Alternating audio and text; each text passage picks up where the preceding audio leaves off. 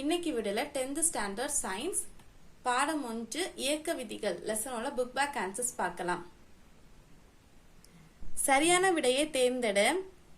First question answer option இ பொருளின் நிறை. Second question answer option C உந்த மாற்றம். Then third question answer option C ஆ மற்றும் ஆ. Then fourth question answer option C விசை. Then fifth question answer option C cycle பந்தயம். Then sixth one answer option B. Then seventh one answer option C. Then eighth one answer option E M. Ninth question answer option C. 10th question answer option D ஆ மற்றும் இ. கோடிட்ட இடங்களை நிரப்புக. First one answer விசை. Second one answer இயக்கத்தில் நிலைமம். தென் third question answer எதிர் நேர். Fourth one answer பல் சக்கரம். Fifth one answer 980 Newton. சரியா தவறா? ஃபர்ஸ்ட் ஒன் தவறு, செகண்ட் ஒன் தவறு, தேர்ட் ஒன் தவறு, ஃபோர்த் ஒன் தவறு, ஃபிஃப்த் ஒன் தவறு.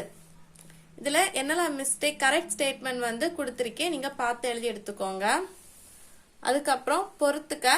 ஃபர்ஸ்ட் ஒன் பொருட்களின் சமநிலை, செகண்ட் ஒன் விசையின் விதி, தேர்ட் ஒன் பறவை பறப்பதில் பயன்படுகிறது, ஃபோர்த் ஒன் ராக்கெட் ஏவுதலில் பயன்படுகிறது. அதுக்கப்புறம் first one answer option B, அதாவது ஃபர்ஸ்ட் ஒனுக்கு ஆன்சர் வந்து பி ஆப்ஷன். கூற்றும் காரணமும் சரி, ஆனால் காரணம் கூற்றினை சரியாக விளக்கவில்லை. இதுதான் ஃபர்ஸ்ட் கொஸ்டினுக்கான ஆன்சர். செகண்ட் கொஸ்டின் ஆன்சர் வந்து ஆப்ஷன் இ. கூற்று சரியானது ஆனால் காரணம் தவறு, கூற்று தவறானது எனினும் காரணம் சரி. இது வந்து எழுதிக்கோங்க பக்கத்துல ஆன்சரை. அதுக்கப்புறம் சுருக்கமாக விடையளி. ஃபர்ஸ்ட் கொஸ்டின் நிலைமம் என்பது யாது, அதன் வகைகள் யாவை? பேஜ் நம்பர் 2 3 இருக்கு. ஃபர்ஸ்ட் பேஜ் நம்பர் 2 எடுத்துக்கோங்க. பேஜ் நம்பர் 2ல நிலைமம் ஹெட்டிங்ல தேர்ட் பேராகிராஃப் மார்க் பண்ணிக்கோங்க. தேர்ட் பேராகிராஃப்ல ஒவ்வொரு பொருளும் அதில் ஸ்டார்ட் பண்ணி என்று அழைக்கப்படுகிறது. இந்த பேராகிராஃப் ஃபுல்லா மார்க் பண்ணிக்கோங்க. இதை மார்க் பண்ணிட்டு பேஜ் நம்பர் 3 எடுத்துக்கோங்க. பேஜ் நம்பர் 3ல அதுக்கான வகைகள் இருக்கு. நிலைமத்தின் வகைகள் என்னெல்லாம்னா ஓய்வில் நிலைமம், இயக்கத்தில் நிலைமம், திசையில் நிலைமம். இந்த 3 வகையும் மார்க் பண்ணிக்கோங்க. இதான் ஃபர்ஸ்ட் கொஸ்டினுக்கான ஆன்சர். தென் செகண்ட் கொஸ்டின் செயல்படும் திசை சார்ந்து விசையினை எவ்வாறு பிரிக்கலாம்? Page number 3 and 4. First page number 3 எடுத்துக்கோங்க. பேஜ் நம்பர் 3ல விசையின் வகைகள் ஹெட்டிங்ல ஃபர்ஸ்ட் ஒத்த இணை விசைகள் அந்த ஹெட்டிங்கை மார்க் பண்ணிக்கோங்க. அதுல ஒரே திசையில் ஒரு பொருள் மீது அலண்டு ஸ்டார்ட் பண்ணி என்று அழைக்கப்படுகின்றன, அது வரைக்கும் மார்க் பண்ணிக்கோங்க. அதுக்கப்புறம் மாறுபட்டு இணை விசைகள் ஹெட்டிங் மார்க் பண்ணிட்டு நெக்ஸ்ட் பேஜ் எடுங்க. நெக்ஸ்ட் பேஜ்ல எதிர் எதிர் திசையில் ஒரு பொருள் மீது அலண்டு ஸ்டார்ட் பண்ணி என்று அழைக்கப்படுகின்றன, இது வரைக்கும் மார்க் பண்ணிக்கோங்க. இதான் செகண்ட் கொஸ்டினுக்கான answer. Then third question. Third கொஸ்டினுக்கான ஆன்சர் பேஜ் நம்பர் 15ல எழுதியிருக்கேன். ஸோ பேஜ் நம்பர் 15 எடுத்துக்கோங்க. பேஜ் நம்பர் 15ல தேர்ட் கொஸ்டின்ல என்னெல்லாம் கொடுத்துருக்காங்கன்னா F1 5N கொடுத்துருக்காங்க. அதுக்கப்புறம் F2 15N கொடுத்துருக்காங்க. தொகுப்பயன் விசை கண்டுபிடிக்க ஃபார்முலா என்னன்னா F = F2 - F1. ஓகே, அப்ப F2 என்னது வேல்யூ 15, அப்ப F1 வேல்யூ என்னது 5, அப்ப ஆன்சர் என்னது 10. சோ இத எழுதிட்டு இதுக்கு கீழே 2 லைன் எழுதி இருக்கோங்க. என்னன்னா தொகுப்பயன் விசையானது அதிக எண் மதிப்புடைய 15N விசையின் திசையில் செயல்படும். இதை எழுதி எடுத்துக்கோங்க. இதான் தேர்ட் கொஸ்டினுக்கான ஆன்சர். தென் ஃபோர்த் கொஸ்டின் நிறை எடை இவற்றை வேறுபடுத்துக. பேஜ் நம்பர் 9 எடுத்துக்கோங்க. பேஜ் நம்பர் 9ல நிறை மற்றும் எடை ஹெட்டிங்ல ஃபர்ஸ்ட் 2 பேராகிராஃப் மார்க் பண்ணிக்கோங்க. இதுல வந்து நிறை, இதுல இருந்து ஸ்டார்ட் பண்ணி இது வரைக்கும் இது வந்து நிறைக்கான ஆன்சர். இதுல எடை வந்து இந்த 3 லைன்ஸ். அதுக்கு கூட எஸ்ஏ அலகு நியூட்டன் இதையும் எழுதி எடுத்துக்கோங்க. இதான் 4th கொஸ்டினுக்கான ஆன்சர். தென் 5th கொஸ்டின் இரட்டையின் திருப்புத்திறன் வரையறு. Page number 5. பேஜ் நம்பர் 5ல இரட்டைகளின் தொகுப்பயன் விசை இது ரெண்டு ஸ்டார்ட் பண்ணி இந்த பேராகிராஃப் முடிஞ்ச வரைக்கும் மார்க் பண்ணிக்கோங்க. இதுதான் 5th கொஸ்டினுக்கான ஆன்சர். தென் 6th கொஸ்டின் திருப்புத்திறன் தத்துவம் வரையறு. பேஜ் நம்பர் 6 எடுத்துக்கோங்க. நியூட்டனின் இரண்டாம் இயக்க விதி ஹெட்டிங்க மேல இருக்கிற இந்த லைனையும் இந்த இக்குவேஷனையும் மார்க் பண்ணிக்கோங்க. இதுதான் 6th கொஸ்டினுக்கான ஆன்சர். Then 7th question, நியூட்டனின் இரண்டாம் விதியினை கூறு. Page number 6, same page.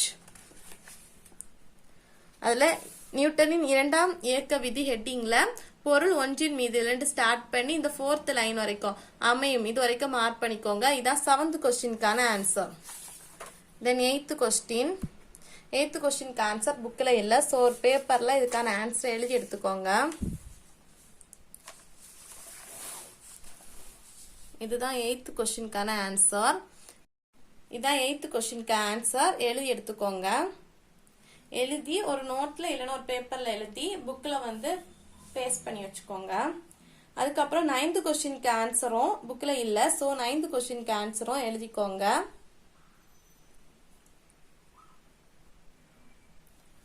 Next question பார்ப்போமா.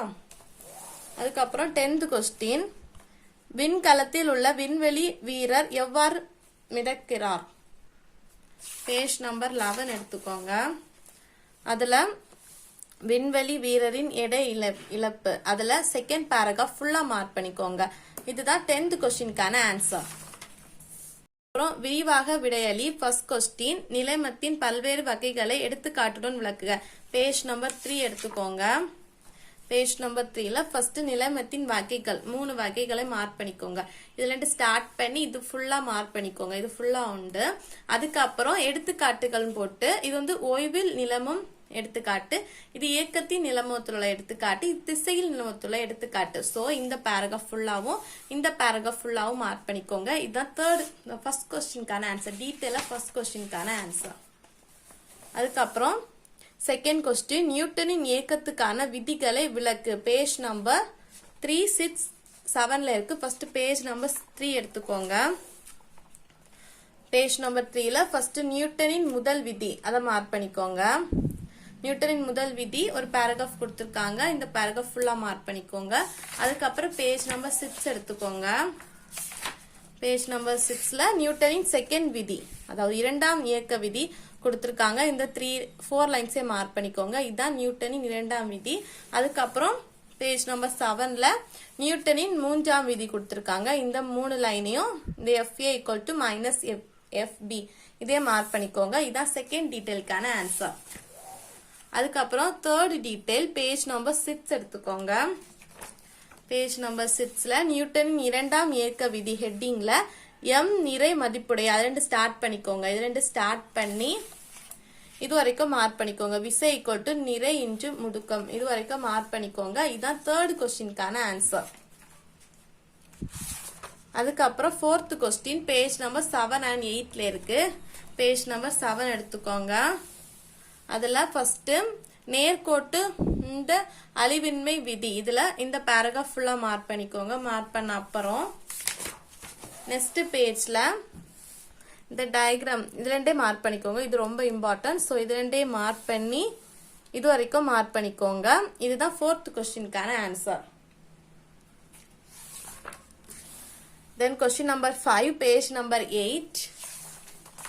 பேஜ் நம்பர் 8ல ராக்கெட் ஏவுதல் நிகழ்வு அதுல இந்த ராக்கெட் ஏவுதலில் இது ரெண்டு ஸ்டார்ட் பண்ணி எனப்படுகிறது அது வரைக்கும் மார்க் பண்ணிக்கோங்க. இது விடுபடு வேகம் எனப்படுகிறது இது வரைக்கும் மார்க் பண்ணிக்கோங்க. இதான் 5th கொஸ்டினுக்கான answer. Then 6th question page number 8 and 9ல இருக்கு. பேஜ் நம்பர் 8 எடுத்துக்கோங்க. பேஜ் நம்பர் 8ல நியூட்டனின் பொது இயற்பியல் விதி இது ரெண்டு ஸ்டார்ட் பண்ணிக்கோங்க. இது ரெண்டு ஸ்டார்ட் பண்ணி நெக்ஸ்ட் பேஜ்ல இது வரைக்கும் மார்க் பண்ணிக்கோங்க. இதான் 6th கொஸ்டினுக்கான answer. Then last question page number 11 எடுத்துக்கோங்க.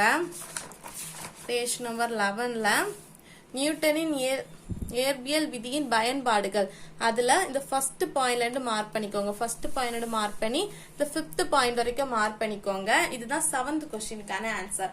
இந்த லெசனோட கொஸ்டின் ஆன்சர் இவ்வளவு தான். இந்த வீடியோ உங்களுக்கு யூஸ்ஃபுல்லா இருக்கும்னு நினைக்கிறேன். தேங்க்ஸ் ஃபார் வாட்சிங். இதுல வந்து கணக்கீடுகள் கொடுத்திருக்காங்க. இது உங்களுக்கு வேணும்னா நீங்க கேளுங்க. நான் இதுக்கு செப்பரேட்டான ஒரு வீடியோ போடுறேன்.